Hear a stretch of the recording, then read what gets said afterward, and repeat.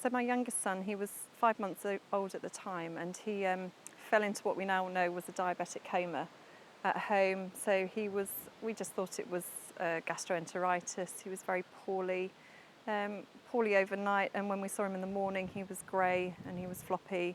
And so we dialed 999, and that's when all hell broke loose, really.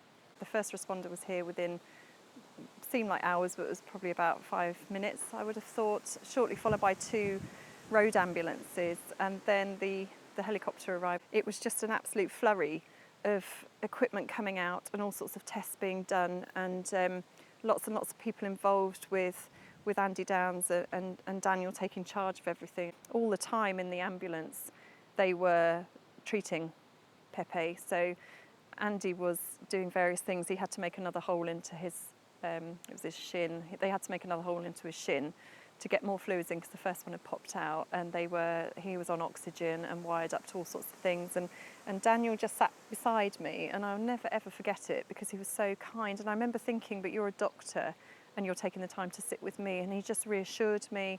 He told me that it was the right thing. I still didn't know what it was, but it was the right thing. We were on the way. It was all going to be okay, and not to worry. Just that, I'll never ever forget that feeling of, gosh, someone actually is understanding what I'm going through here.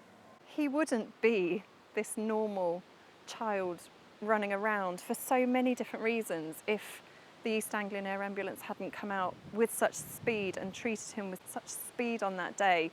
The consequences, he was already in a life-threatening situation. I think any sort of delay on that, we wouldn't have him now. I'm 100% sure about that we wouldn't have him now, because he was taken to hospital so quickly after having been treated so quickly, and it was all dealt with in probably an hour.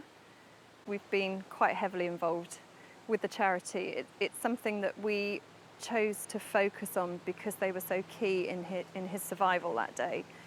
And I think as well, once you have been part of a mission that the East Anglian Air Ambulance have taken part in, you also become part of a big family, and that's not necessarily a family that initially you want to be part of, but you all have the same drive to be able to give something back and to make sure that helicopter keeps up in the sky, so that if this happens to anyone else, and God forbid it does, that they've got the same quality of care that we had on that particular day.